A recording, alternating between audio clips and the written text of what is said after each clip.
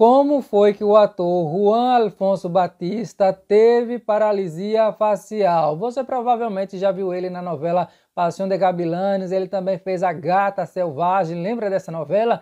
Mas a paralisia facial que ele teve veio desde muito antes dessas novelas. Foi quando ele estava fazendo a sua primeira novela chamada A Todo Coração, lá na Venezuela, porque para quem não sabe, ele é venezuelano. Bom, nessa novela ele fazia um personagem chamado Gato. Esse gato traía todo mundo lá na novela, pegava geral. Eu acho que foi uma inspiração que os autores tiveram aí querendo homenagear ao William Levy, mas foi uma homenagem retroativa, digamos assim. Nessa época ele tinha apenas 19, 20 anos, então foi uma grande sorte que no seu primeiro trabalho ele já mostrasse ali, né, a sua marca, todo mundo já começasse a conhecer ele e tudo mais. Na época ele também namorava com a Gabi Espino, que depois de muitos anos foi lá para o México fazer a novela Mundo de Fieras, lembra? Pois é, então o que acontece? Dizendo ele que ele estava no estúdio de gravação dessa novela e estava assim fazendo muito calor, ele lá suando, aí por isso ele saiu de onde ele estava e foi até o ar-condicionado do estúdio, ficar assim que nunca, né? Ficou assim bem recebendo aquele vento frio do ar-condicionado. E foi isso que desencadeou a paralisia facial que até hoje ele luta contra. Você provavelmente já deve ter reparado em algum dos trabalhos dele, ou até mesmo em entrevistas. Tem uma entrevista que ele está dando ali na comemoração, né, da estreia da segunda temporada de Paixão de Gavilanes. Tá ele, tá o Mário Simaro, tá também lá o Michel Brown. Então o repórter foi entrevistando cada um deles e quando chega na vez do Juan Batista, você percebe que a maneira dele falar é diferente. Nesse momento que ele foi pro ar-condicionado, ele não percebeu que tinha dado ali um choque térmico, mas depois ele foi tomar um copo de água e aí a água meio que caiu da boca dele. E foi aí que ele achou estranho, foi no médico e a coisa começou a piorar. E aí ele descobriu que ele tinha uma doença chamada Friori. Perdão, Friori não, é Figori. Figori, parece até nome de marca de picolé, né? Ou então o nome de alguma cidade lá do sul do Brasil. Mas não é não, é uma doença que se dá justamente quando você tem um choque térmico, que foi o que aconteceu com ele. Então a paralisia foi piorando, ao ponto de ele parou então de fazer novela, passou 2 anos ali só na fisioterapia. Segundo ele teve que aprender a falar outra vez. E quem ajudou muito ele nesse processo foi a Gabi Espino. É um pouco assustador essa história porque, veja só, o que mais a gente faz na vida são essas mudanças assim de tempo de uma maneira muito drástica. Eu estava viajando, por exemplo, pela Letônia, Lituânia, Estônia, um frio danado lá na rua, quando entrava aquele aquecedor quente, assim, claro, o aquecedor tem que ser quente, né? Mas aquele bafo quente, e eu pensava nisso, nossa, será que não dá algum problema? Pois deu, a nossa avó, nossa mãe sempre fala, não abre a geladeira assim quando você está quente e tal, e não é que realmente pode acontecer, e foi o que aconteceu com ele. Então veja só, foi um início de carreira assim muito complicado. Bom, depois de 2 anos ele lá fazendo a fisioterapia e tal, ele voltou então a pedir uma oportunidade para o produtor que ele já conhecia, e aí ele começou a fazer várias novelas, uma chamada Enamorada, Como en el Cine, que ele fez com a Ninel Conde. A maioria das novelas dele foram feitas lá na Telemundo, e naquela época as novelas da Telemundo era assim, não sei, pior do que o Cineband Privé. Não estou falando no sentido das cenas eróticas e tal, mas no sentido da qualidade mesmo. Era uma fotografia assim que parece que eles filmaram com a TechPix, muito estúdio, ou quando era externa, era sempre ali os atores de sunga, as mulheres de biquíni, aquela coisa toda. Olha, o Juan Alfonso, sendo assim muito sincero, nunca foi um ótimo ator. E agora, nessa segunda temporada de Paixão de Gavilanes, ele parece que deu uma piorada.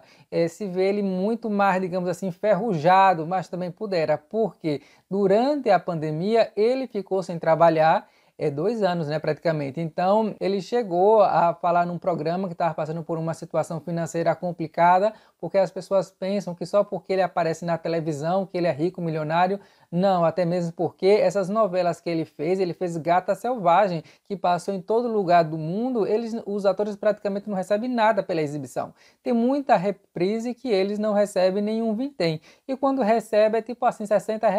Das novelas em que ele era protagonista, cá entre nós, era assim de uma qualidade mais duvidosa que palavra de político. E quando ele não era o protagonista, ele era o coadjuvante que estava sempre na sombra do Mário Cimarro. Eu tenho essa impressão, parece até que os dois são irmãos, porque os dois fizeram muitas novelas juntas e sempre o Mário Cimarro como grande protagonista, embora a interpretação dele também não seja das melhores, e o Juan Alfonso ali, né, digamos, fazendo na sua sombra, na sombra do Cimarro. Nessa segunda temporada de Paixão de Gavilanes, a bem da verdade, eu destacaria ali 4 atores que destoam do resto do elenco, porque tem atuações realmente muito boas nessa segunda temporada. Michelle Brown, a Sarik Leon, não, o pessoal está muito bem, a Dana Garcia, mas o Mário Cimário e o Juan deixam a desejar, assim como o Boris Schwimmer, acho que é assim o nome dele, que fez lá o mordomo da Rosário Montes, e a Pantita, que também não é uma grande atriz, mas eu acho que ela acaba ganhando muito no carisma, uma atriz muito carismática. E aí para muitos fica aquela dúvida, mas será que o Juan Alfonso não é assim um grande ator por conta de alguma limitação que deu essa paralisia, já que ele ficou com sequelas, e as sequelas dele se mostraram muito visíveis agora nesse trabalho, talvez por conta de ter passado muito tempo sem trabalhar, talvez por na pandemia ter relaxado ali com a fisioterapia, e é uma coisa que infelizmente vai ficar para o resto da vida, ou será que de fato é canastrice? Olha, para não ser injusto, eu analisei aqui bem e tudo mais, várias novelas que ele fez, vi cenas assim de cada uma e tal, e pelo que eu vejo, sim, é como diria a Daphne, minha aluna aqui do Clube de Membros, que disse no vídeo lá daquela premiação dos piores do ano, o Juan Alfonso tem todos os vícios da má interpretação. E quais são os vícios da má interpretação, Zé? Aí você tem que fazer o meu curso, que está aqui no Clube de Membros, custa R$ 7,99, depois de 4 meses você ganha aí um certificado para contar como horas complementares. Agora que eu já fiz o jabá, voltando aqui, olha só, nesse meio tempo entre novela e outra, ele fez também reality shows, ele participou, por exemplo, do Mira Quem Baila, que seria mais ou menos como a dança dos famosos. Qualquer dia a gente vai ver ele na Casa de los Famosos, que é o Big Brother de celebridades de lá. Eu não sou de apostar, mas se fosse, eu apostaria que qualquer edição aí ele vai aparecer. Inclusive, olha só, quem vai estar na próxima edição da Casa de los Famosos é a Patti Navidad, que é meia doida das ideias, né? Ela acha que os extraterrestres estão dominando o mundo. Já fiz um vídeo aqui para contar as maluquices dessa mulher e ela vai estar lá, vai ser interessante. Se inscreva no canal, porque dependendo do que ela fizer lá, eu venho aqui falar para vocês e assim você não perde. Veja aí se você está inscrito ou inscrita. E a vida amorosa do Juan Alfonso, Ziel, é melhor do que as novelas dele?